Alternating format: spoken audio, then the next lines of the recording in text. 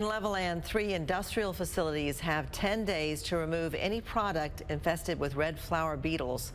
After that, the city will start handing out daily fines. KCBD News Channel 11's Brittany Crittenden has been following the investigation into the pests over the last few weeks. She joins us now with how residents feel about this decision. Brittany? Well, Karen and Abner, the citizens at tonight's council meeting in Levelland say they're glad the city has taken action to find the source.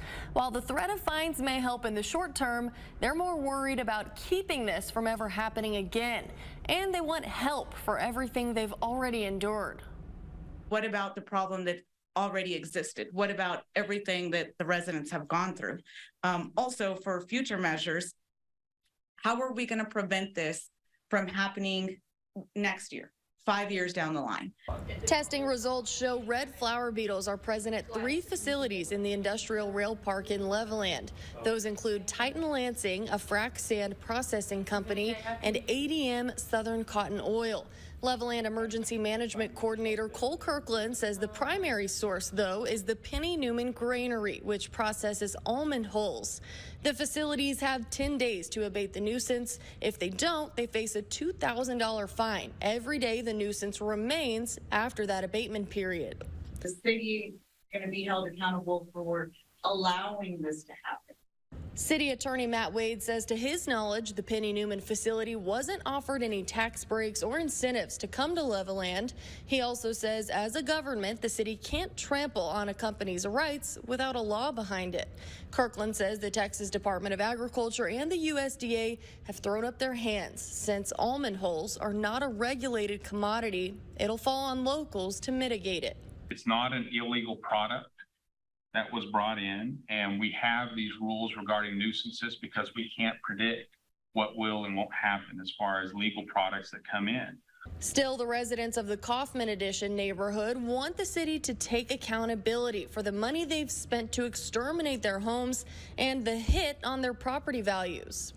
You know, to get them out of our home, we're going to have to pull the insulation out of our attic and have that put all back. You know how expensive that is? The same thing with our walls. We're going to have to pull the insulation out of our walls. Wade says there are legal courses of action to get that restitution, but the city can't take those on behalf of private property owners. Now that we have described it as a nuisance, we are taking what action we have.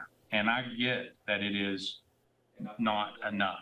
I get that it is not satisfactory as a city, but what I'm suggesting is that we're not the only ones that can do something about it. In the future, Kirkland says the city will be discussing ways it can create ordinances or regulations to keep this from happening again. As far as commodity storage, cottonseed, or any of the like, regulating how they store it, how long they store it, if things stored on the ground, because this is any commodity that you store and allow to get wet and be on the ground surface will harbor all kinds of pests.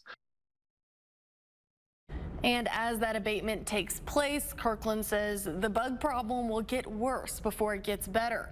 Kirkland says the city's also looking into spraying pesticides similar to how the city does for mosquitoes. The emergency planning coordinator also says Titan Lansing is expected to have everything abated by tomorrow, and ADM is trucking out 5 loads at a time.